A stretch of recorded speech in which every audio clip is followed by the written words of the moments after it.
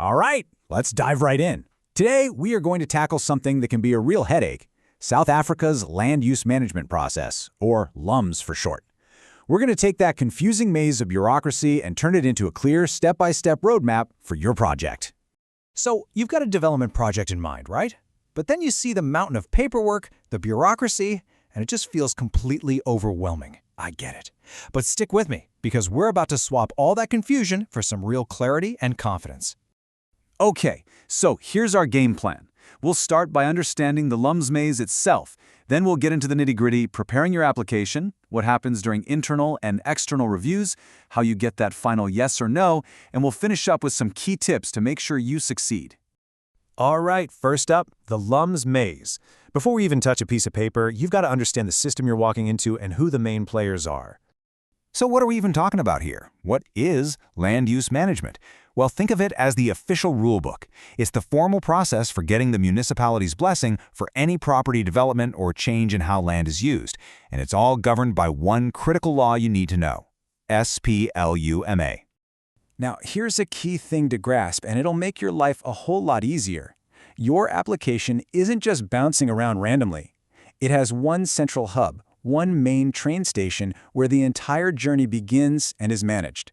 And that place is the Development Management Department in your local municipality. Okay, let's switch gears and get practical. You can have the best idea in the world, but if your paperwork isn't perfect, you are going nowhere. So Section 2 is all about building that solid foundation of essential documents. First things first, these are what I call the get-in-the-door documents. They are absolute non-negotiables. If you miss a single one of these, your application is basically dead on arrival. We're talking the signed application form, proof you actually own the place, like a title deed, a power of attorney if you're not the owner, and of course, proof you've paid the application fees. All right, once you've got those basics covered, you need to provide the real substance of your application. This is where you actually make your case. Your motivation report is your chance to argue why your project is a good idea. The locality plan is simple. It shows everyone where the property is. And the site development plan, that's the blueprint, the detailed drawings of exactly what you plan to do. But you know, not all projects are created equal.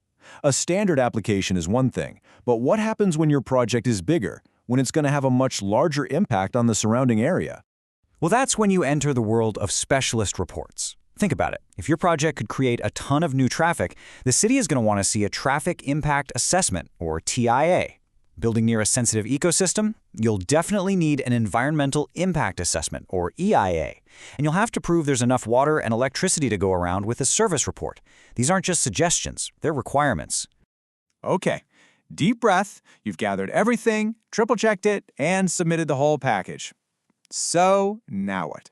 Well, now your file begins its journey circulating inside the municipality for all the technical folks to have a look.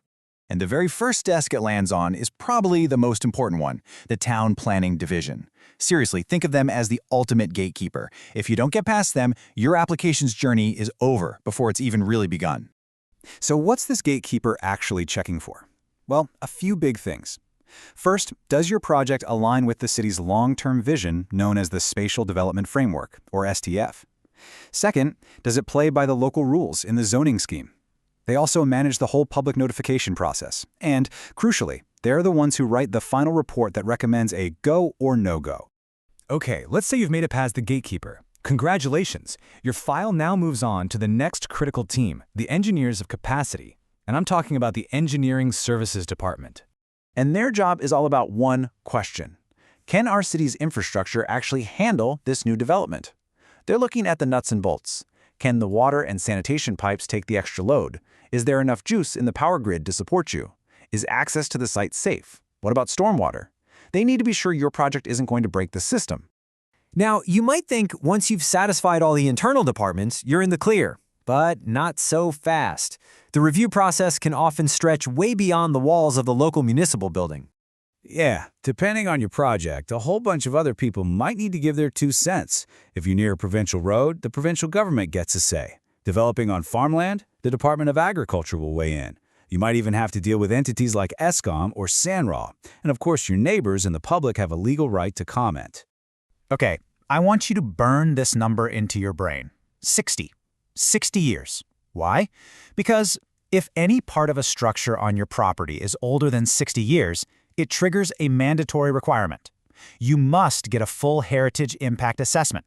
This isn't optional, and it's a huge tripwire that catches so many people off guard. All right, we're nearing the finish line. We've gone through the paperwork, the internal reviews, the external comments. Now we come to the moment of truth, the judgment phase. This is where that final decision gets made. So, who actually gives the final thumbs up or thumbs down? Well, it depends. For smaller, non-controversial applications with no objections, a single authorized official can sign off on it. But for anything complex, large, or with public objections, it gets escalated to the Municipal Planning Tribunal, or MPT, a committee of experts who weigh all the evidence. And even that might not be the final word. If you or an objector aren't happy with the decision, there's one last avenue, an appeal to the appeal authority, which is usually a very senior figure like the executive mayor. Okay, for our final section, let's bring it all home. We've walked through the entire map of the process. Now let's talk about how you can avoid the common potholes and make sure your application actually gets to the finish line successfully.